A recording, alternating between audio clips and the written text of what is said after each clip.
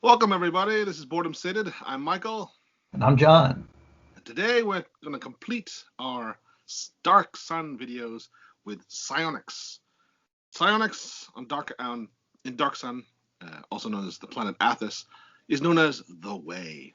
It is the path of inner enlightenment, being able to utilize powers that draw upon yourself and your own inner strength rather than the environment, like wizards and the Defiler Preservers draw upon the life force of Athas, and that's why it's a desert planet. And of course, priests, i.e., clerics and druids, draw upon elemental power. But psionicists, they draw from what people consider a little more pure source, yourself. You have only yourself to rely upon. So when Dark Sun first appeared, way back in the early 90s, it only had its box set, and it required you to purchase also the Psionicist Handbook. Up until that point, the Psionicist Handbook had been pretty... it was a nice fluff book, but rarely used, I'm sure, in most campaigns.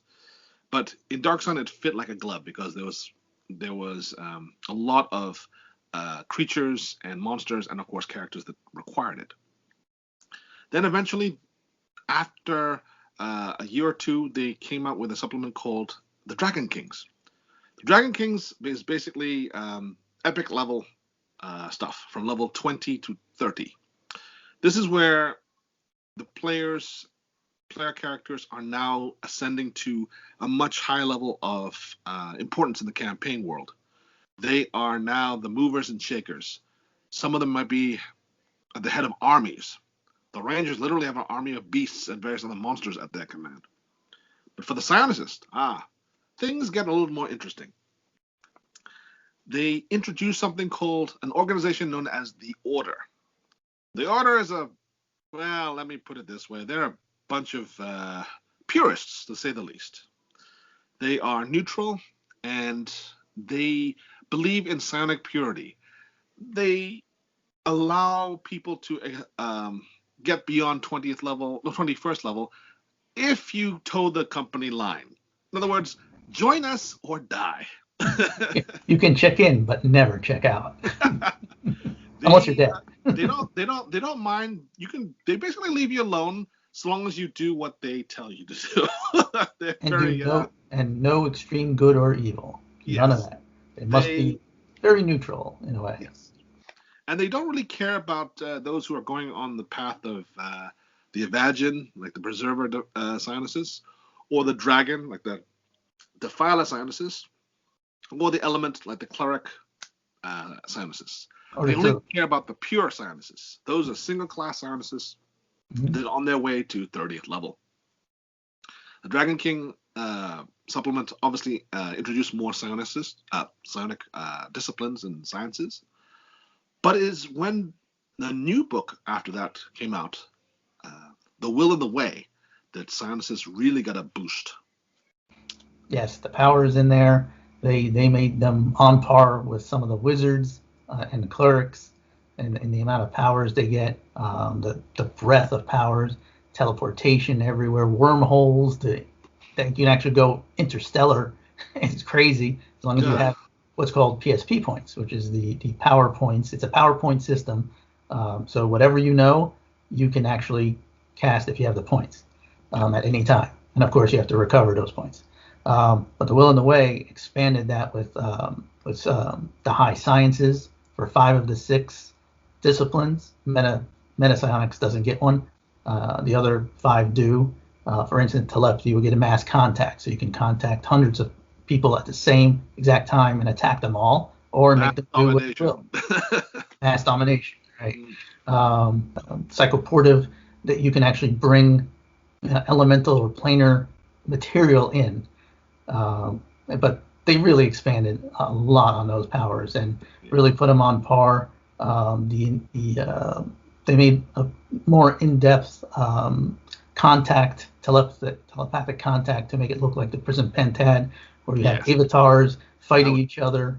Put some quicksand under your feet. No, I get a pterodactyl to pull me up, or whatever you want to call it. It was some nice stuff, yeah. Yeah. It definitely expanded on just simply, oh, I want to make a contact with you, then I had to make a second contact with you, and then I can use my powers on you. Um, One of the other things about Will in the Way that I really enjoyed was you could research. Basically, you research on yourself, on your own capabilities. You can modify your own powers to a certain extent. You can, even if you're high enough level and were willing to dedicate enough time and effort, you could actually construct your own powers. You can actually come up with new powers. Although that's very difficult to consider the sheer breadth of powers at that point to come up with something completely new. It wasn't just simply something that's just a variation of something else. Oh, someone's going to come up with the Psionic Wish, and the DM is going to have to say no. Sure, you can do it. Remember to write it down. But also, one of the that is a power you can do. One of the wonderful things, abilities that that was in the book was you could create psionic items. This one's I always thought this was a bit of a double-edged sword because you make an intelligent item, and it has its own intelligence and it has its own ego. Now, the only other items in D&D that have intelligence and egos are artifacts, and artifacts are always bad news. They are always rough. And by like another character, another NPC that has the power to say, "Nope, I'm not doing this. I'm doing this." And by the way, the intelligence cannot be below 12. And remember, they usually capped at 18 in second edition. 20 was like phenomenal, and that you had to have objects to actually get it up there. Naturally, 18 was the max. So this is a 12. So this is a pretty much either lowest person's like the common man versus super intelligent. True enough. One of the other aspects by the Will and Way is they also mentioned how important obsidian is. Obsidian is a conduit of a lot of things in Dark Sun, but in particular psionic powers. And I want to say a little something about the system. A lot of people here who will be watching this are only familiar with possibly 5th edition or Pathfinder or whatever else, maybe even 3.5, 3.0. But 2nd edition Psionics was you had to roll like a proficiency. In those days, you roll proficiencies. Actually, sorry, it's reverse. You had to roll lower. You roll a d20, and the lower the number, the better, which is kind of counterintuitive. Yeah. If you roll a natural 20, you failed, and it was often a critical failure. Something bad happened to you. One wins. Yeah. One doesn't critically succeed, which is the fun part. Your proficiency was based upon an attribute, a single attribute, and then it often had a modifier, plus or minus. So, for example, if your intelligence was a 10, okay, and the power had intelligence as its base attribute plus 2. So that's 10 plus 2. 12 was your psionic number, okay? So if you rolled 11 or less, you succeeded. If you rolled 12 on the dot, your actual number, then you got a critical. So there you go. That's how psionics work. If you get a natural 20, you get a defined negative. It is not up to the GM or the DM. Yes. You're getting a defined negative. You get something bad happen to you, and it's in print. It's in print. Yeah. Now, after Will and the Way came the Psionic items of Athas. Yeah. Psionic Artifacts of Athas. Artifacts. Yeah. And that one, actually, you should probably take that one because you read it a lot more than I did. I know some of the incredible items from the Prison Pen Tat made it in, like the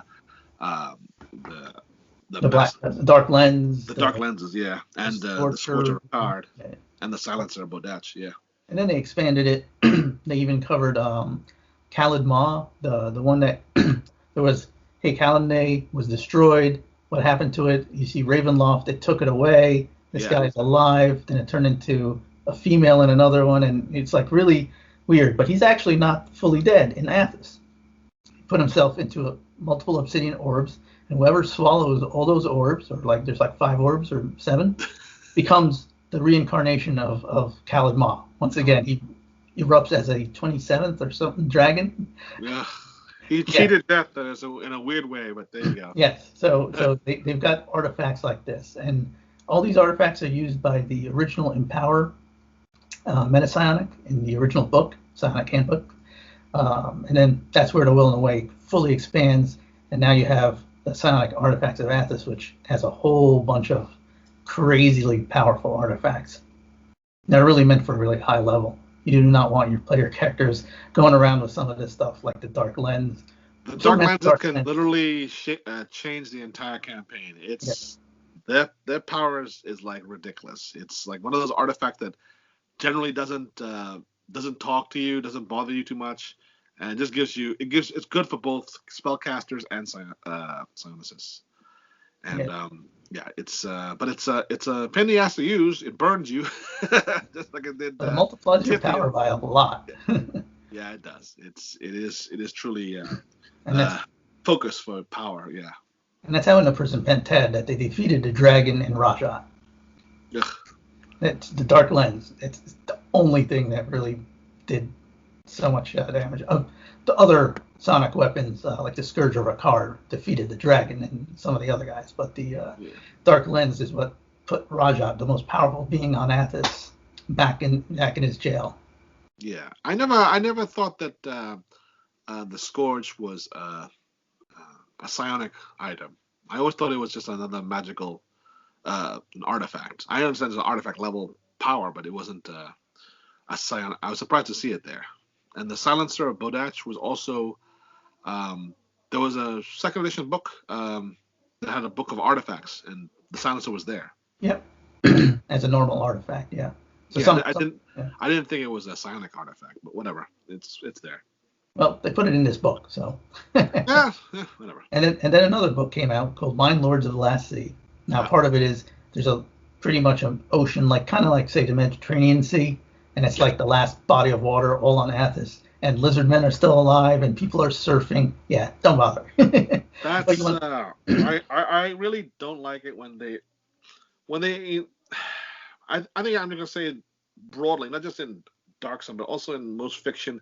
Whenever you create a world and you have a rule, and then suddenly, but there's an exception to that rule. It's like, well, why'd you have the rule in the first place? it's just stupid. Just don't create the rule in the first place. There shouldn't be any seas or anything like that. If it was anything, maybe it should be under the ground, like an underwater pool, whatever it is. But the whole actual sea there is like, oh, come on. But I mean, if you go west of the Dragonspine Mountains, you have a freaking forest, so so, I mean, they already have something there. So right? I guess there's precedence for that. So it looks more like Nevada more than a planet that's burnt out. So that doesn't feel. Yeah. But they don't have sprinkler systems. So the main things in the Mind Lords Last Sea are 3 Mind Lords that are still alive. Yeah. They're effectively immortal. They're 27, 28, and 29th level, pure psionists. And they've shielded this area. They put their minds inside of an obsidian orb, basically like a phylactery.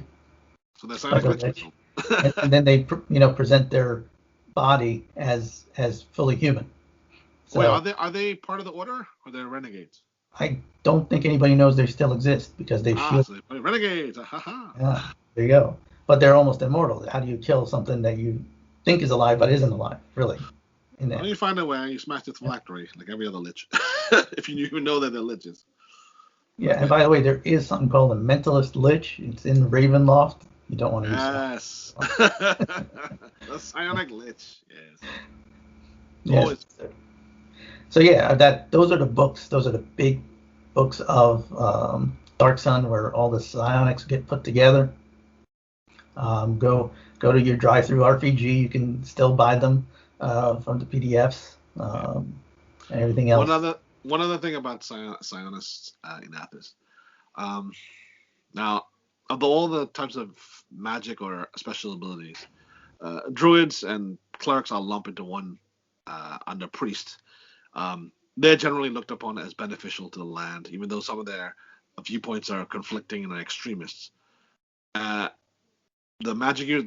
mages are all reviled. Even the preservers are reviled because people can't tell the difference. But it's the psionicists that, out of all of them, that have the greatest advantage because, again, their power comes from within. They're not hunted down, unless, of course, you're above 21st level for the order. But they are not looked upon with the same level of hatred and skepticism as the others, the classes that can use special abilities like that. And it's also part of nature itself, because there are psychic creatures out there that, as if they weren't deadly, Dark Sun's creatures weren't deadly enough, they had psychic powers on top of them. One in particular was really rough, the Tembo. Now, in second edition, there's a thing called energy drain, which is probably one of the worst effects you could possibly inflict upon to have happen to you. Basically, you lose a level, as in you're treated as one level lower. Okay, they modified this somewhat in third edition, but in second edition, you just lost that freaking level, and you got to get some high level magics to get that level back. Restoration. The Tembo was like a low level creature. It was like something you fought at like in the beginning. It was like third or fourth level or something like that. And to have an energy draining creature that low means after 2 hits you are practically useless against the damn thing, and 3 hits you are a zombie or something. You'll become dead afterwards. It was a rough creature to throw at a party right at the beginning. And remember, you start level 3 in Dark Sun. Everyone started level 3, but don't think of that as that's just basically to survive. Even then, it was rough. I remember the very first session. I think everybody TPK'd like. What happened? Yeah, it was, everything hit harder back then. Yeah. So that's the Psionics of Athas. Another force for self-improvement, enhancement, and everybody. Oh, by the way, just one last thing. Everybody got a wild talent, one random psionic, which was really nice at the beginning. Usually, you had enough PSP, psionic strength points, to use it like once before you had to try and recover it through rest or meditation. But it was a nice little bonus that everybody got. That's how prevalent psionics were. And that's it, really. My name is Michael. This is Boredom Sated. If you like the video, hit a like, subscribe. You want to know when our next video comes in, hit the notification button. And if you want to see more Dark Sun videos, let us know, because we haven't seen too much uptick on the Dark Sun stuff. So it doesn't seem people are as interested in this as they are in 5th edition and Pathfinder 2E and all that stuff. They'll come around. Yeah, they'll come around. And we will see you next time. Yeah, we'll see you next time.